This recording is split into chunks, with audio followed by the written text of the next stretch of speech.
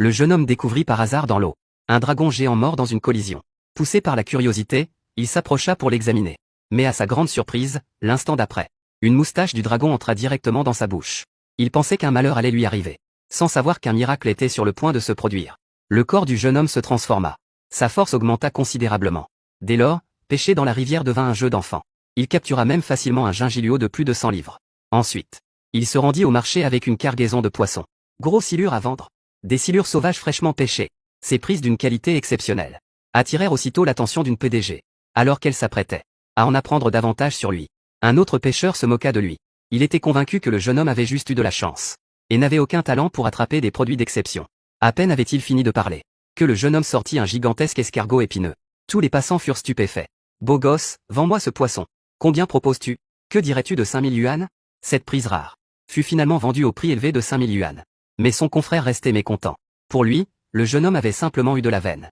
Les commerçants des alentours abondèrent aussi dans son sens. Tous affirmaient que le tigre des eaux, roi de la rivière, était extrêmement féroce, et qu'aucun homme ordinaire ne pouvait le sortir de l'eau. Face aux moqueries et aux doutes incessants, le jeune homme lança un pari sur le champ. Il déclara qu'avec une simple canne en bambou, il pourrait attraper un tigre des eaux. Peu après, il repéra sa cible sous l'eau. Un redoutable tigre des eaux apparut au fond de la rivière, alors qu'il allait le remonter sur la rive. Sa canne en bambou se courba soudainement et se fendit. Voyant cela, son rival se réjouit en secret. Il était convaincu que le jeune homme allait perdre. Il attendait qu'il honore son pari. Mais l'instant d'après, un retournement spectaculaire se produisit. Porté par la puissance du dragon d'or, avec sa simple canne en bambou tordu, il réussit à tirer le tigre des eaux jusqu'à la rive. Les spectateurs présents ne cessèrent de s'émerveiller. Tous louaient ses capacités exceptionnelles. En voyant l'imposant tigre des eaux, la riche femme songea à l'installer dans le bassin de son restaurant pour attirer des clients. Elle proposa donc à nouveau 5000 yuan pour l'acheter.